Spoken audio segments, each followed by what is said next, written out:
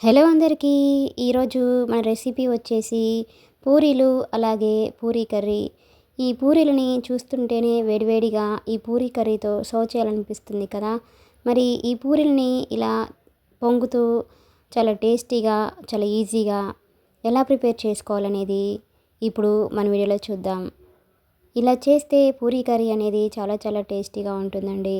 ముందుగా ఒక ప్లేట్లోకి ఇలా వెజిటబుల్స్ని తీసుకోండి. 2 టొమాటోలు, క్యారెట్, బఠానీ, అలాగే పచ్చిమిర్చి, 2 పొటాటోస్, అలాగే ఆనియన్ని తీసుకొని వీటిని పొటాటోస్ని ఈ విధంగా పీల్ తీసేసి ఇలాగా సన్నగా చిన్న ముక్కలుగా కట్ చేసుకొని తీసుకోండి.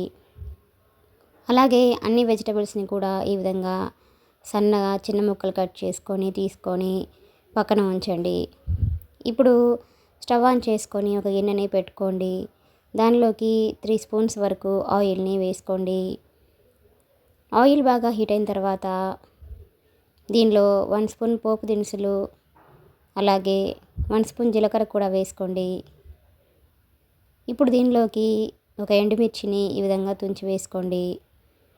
వీటన్నింటినీ లో ఫ్లేమ్లో ఉంచుకొని బాగా ఫ్రై చేయండి. చూడండి, తాలింపు అనేది మనకి ఈ విధంగా ఫ్రై అయ్యాక ఇప్పుడు దీనిలోకి సన్నగా కట్ చేసి ఉంచుకున్న ఆనియన్స్ని, అలాగే పచ్చిమిర్చిని కూడా వేసుకోండి. ఈ ఆనియన్స్ అనేది మరీ ఫ్రై అవ్వాల్సిన అవసరం లేదండి, కొంచెం ఫ్రై అవుతే సరిపోతుంది. ఇప్పుడు దీనిలోకి ఇలా వెజిటబుల్స్ని ఒక్కొక్కటిగా వేసుకోండి. ముందుగా పొటాటోస్ని వేసుకొని ఒకసారి బాగా కలపండి. పొటాటోస్ వేసుకున్న తర్వాత మిగిలిన వెజిటబుల్స్ ఏవైతే ఉన్నాయో వాటన్నింటిని కూడా ఈ విధంగా వేసుకోండి. ఇప్పుడు మీడియం ఫ్లేమ్లో ఉంచుకొని వీటన్నింటినీ ఒకసారి బాగా కలుపుకొని ఈ వెజిటబుల్స్ అన్నింటినీ బాగా మగ్గించండి. ఇలా బఠానీలు వేసుకొని చేసుకోవడం వల్ల కర్రీ అనేది మనకి థిక్ గ్రేవీతో పూరీ కర్రీ అనేది చాలా టేస్టీగా ఉంటుందండి. ఈ వెజిటబుల్స్ అన్నీ ఈ విధంగా వేసుకున్న తర్వాత ఇలా మధ్య మధ్యలో కలుపుకుంటూ వీటన్నింటినీ లో ఫ్లేమ్లో ఉంచుకొని బాగా ఉడికించండి.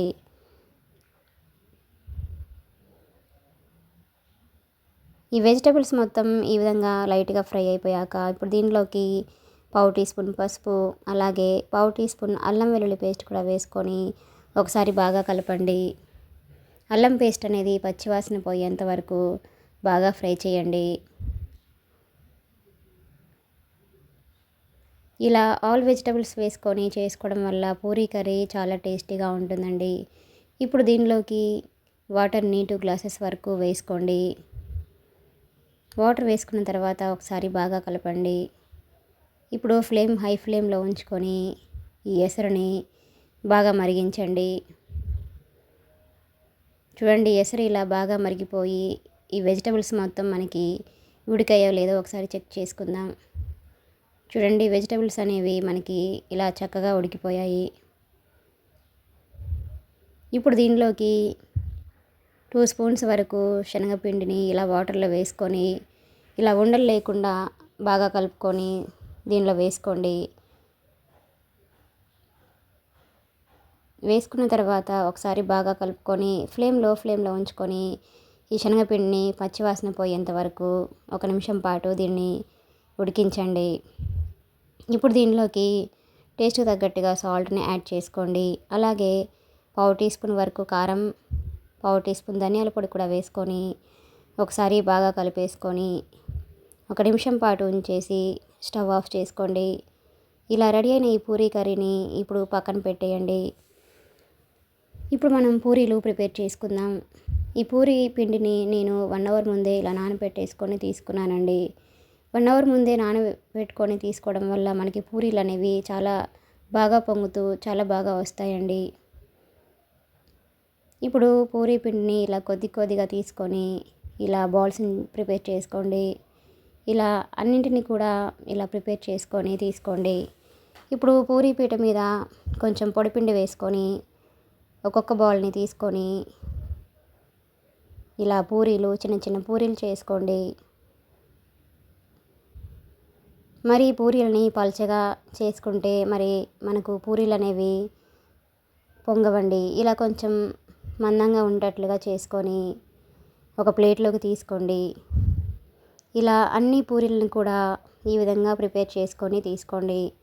ఇప్పుడు స్టవ్ ఆన్ చేసుకొని డీప్ ఫ్రైకి సరిపడా ఆయిల్ని వేసుకొని ఆయిల్ బాగా హీట్ అయిన తర్వాత దీనిలో ఇలా పూరీలని ఒక్కొక్కటిగా వేసుకొని ఒకవైపు పూర్తిగా ఫ్రై అయ్యాక ఇలా పొంగుతూ వచ్చిన తర్వాత పూరీని రెండో వైపుకి టర్న్ చేసుకొని రెండో వైపు కూడా మంచి కలర్ వచ్చేంత వరకు ఫ్రై చేసుకొని వీటిని ఒక పేపర్లో కానివ్వండి, అలాగే టిష్యూ పేపర్ మీద కానివ్వండి తీసుకోండి.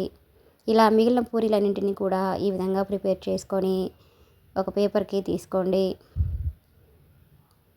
వీటిని ఒక సర్వింగ్ ప్లేట్లోకి పూరీలు అలాగే పూరీ కర్రీని తీసుకొని సర్వ్ చేసుకుంటే ఎంతో టేస్టీగా ఎంతో ఈజీగా ఉండే పూరీ అలాగే పూరీ కర్రీ అనేది మనకి ప్రిపేర్ అయిపోయినట్లే. Please subscribe my channel, like, share and comment. Thanks for watching.